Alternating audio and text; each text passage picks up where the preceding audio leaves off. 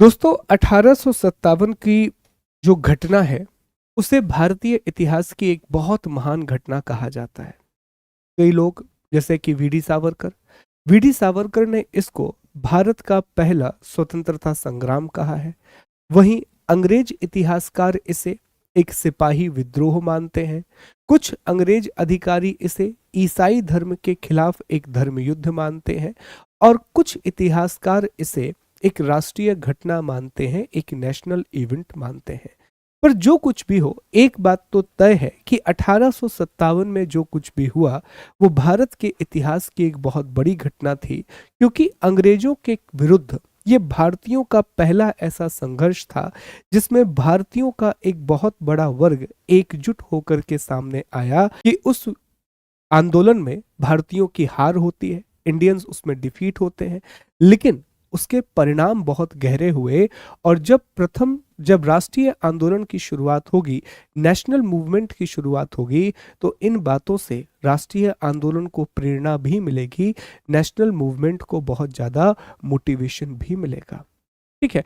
अब इसकी कहानी के रूप में पहले आप इसे समझ लें, फिर मैं आपको ये समझाऊंगा कि 1857 की ये जो घटना है इसकी शुरुआत 10 मई 1857 को हुई।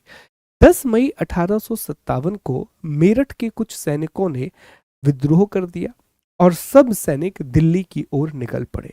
दिल्ली पहुंचने के बाद उन्होंने लाल किले पर अधिकार किया, दिल्ली पर अधिकार किया।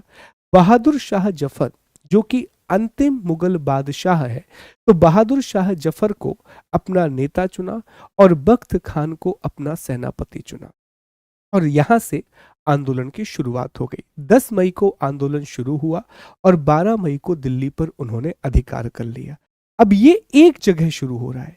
At the same time Lucknow में बेगम हजरत महल ने आंदोलन शुरू कर दिया, कानपुर में नाना साहिब ने आंदोलन शुरू कर दिया, झांसी में रानी लक्ष्मीबाई ने आंदोलन शुरू कर दिया और बिहार में कुंवर सिंह ने आंदोलन शुरू कर दिया। इसी तरह से पंजाब के कुछ क्षेत्रों में आंदोलन हुआ, इसी तरह से मद्रास के भी कुछ क्षेत्रों में आंदोलन हुआ। तो अलग अलग जगह पर आंदोलन होने लगे। ये इसका टाइम ड्यूरेशन है।